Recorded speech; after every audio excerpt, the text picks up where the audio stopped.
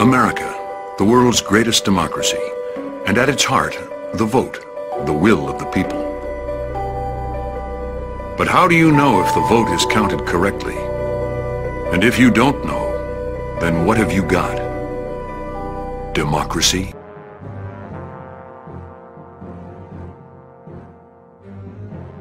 If our views, keep growing in popularity as they are, it's a real threat to the establishment. So the establishment is well protected in many of those individuals that control the 5 major networks.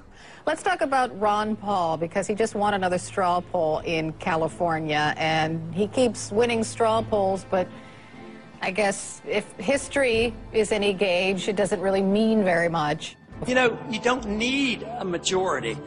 You need, what he said, was an irate, tireless minority willing to start the brush fires of freedom in the minds of man.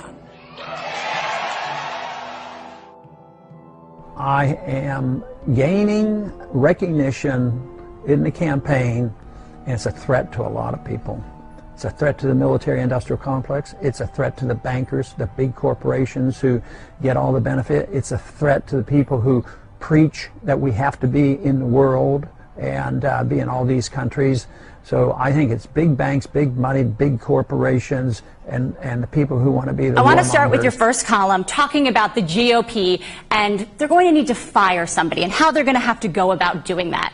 Tell me, first of all, who's going to need to be fired? No one's really going to be fired, but it's no secret that Ron Paul is not going to be the nominee in the Republican Party for President of the United States. And he's going to have to exit stage left in the next several months. And how he does that and how effectively it's done will have a big bearing on the outcome of the race. It's no different than when you fire an employee or an employee leaves a company. You've got to be sure on the way out people are treated with dignity and respect, and the GOP is going to have to give Ron Paul all the dignity and respect and courtesy that they possibly can to keep his unique set of followers in the fold. So how do they go about doing that? Because it's never easy to fire somebody. It's always a delicate situation. But here you have this hero of the libertarian movement. You have entrenched supporters. So how do you go about giving him his due, do you think? It's not a horse in this race. Oh, yeah, without question, I'm a Mitt Romney supporter.